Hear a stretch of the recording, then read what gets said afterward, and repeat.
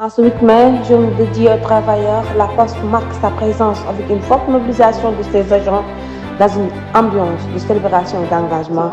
Sur le micro du secrétaire général, M. Ahmad Diouf.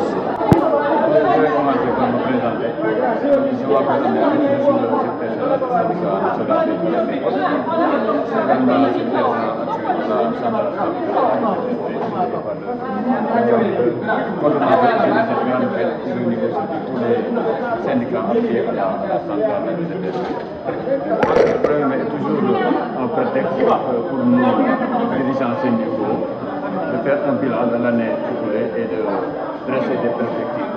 Parce que pour les revendications de la Poste, d'abord, nous saluons le nouveau gouvernement parce que, comme je le répète souvent, lors de la campagne électorale de 2024, donc, le candidat Diomaye avait promis, une fois élu, en tout cas de se pencher sur les difficultés de la Poste. Je pense que ça s'est matérialisé parce que le 1er septembre 2025, un conseil interministériel a été convoqué et nous, en tant qu'organisation syndicale, nous avons participé à ce conseil et 15 mesures ont été prises lors de ce conseil pour redresser la Poste.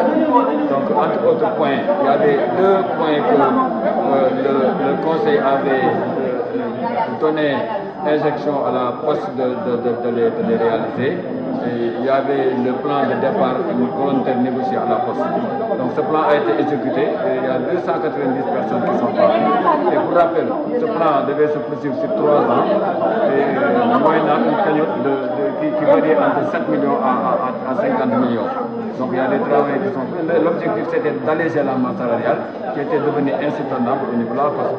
Les difficultés de la Poste sont énormes, mais il y avait quand même cette masse salariale qui plombait quand même toutes les ressources de la Poste. Il y avait également le plan stratégique de développement qui a été confié à la direction générale, qui a été aussi exécuté. Aujourd'hui, je pense que nous sommes sur la table du ministère de la communication. Maintenant, ce qui reste, c'est 13 mesures.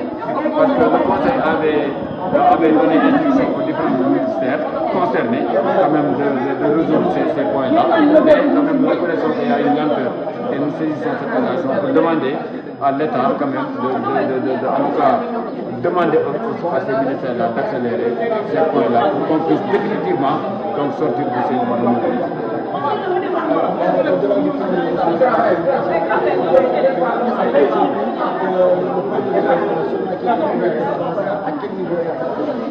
Comme je l'ai dit tantôt, la première vague des départs a été exécutée, donc ça a permis à la Poste quand même de souffler un peu sur la masse salariale, parce que c'est l'État qui a préfinancé ces plans-là à hauteur de 3 milliards 60 millions. Donc aujourd'hui, c'est un point qui a été exécuté. Et maintenant, ce qui reste, c'est les autres points qui figuraient parmi les 15 qui ont été en tout cas prises lors du conseil interministériel. Et nous pensons, si ces ministères-là appliquent, parce qu'il y avait entre autres points, l'État avait décidé de ramener à la Poste le paiement de masse, ensuite donner instruction à ce ministère-là, tout ce que la Poste peut faire en tant qu'autorité nationale, publique, de le confier à la Poste et de le proposer à des privés.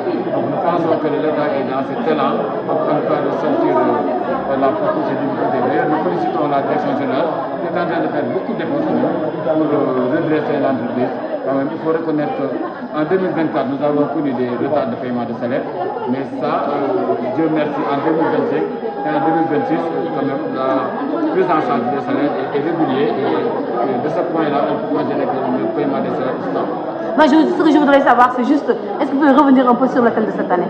Sur le thème de cette année. Le thème, moi je l'ai dit tantôt, on parle de dialogue social et tout ça, mais vous avez même constaté vous-même, même dans votre secteur, que ce gouvernement-là, c'est comme si une méprise des travailleurs.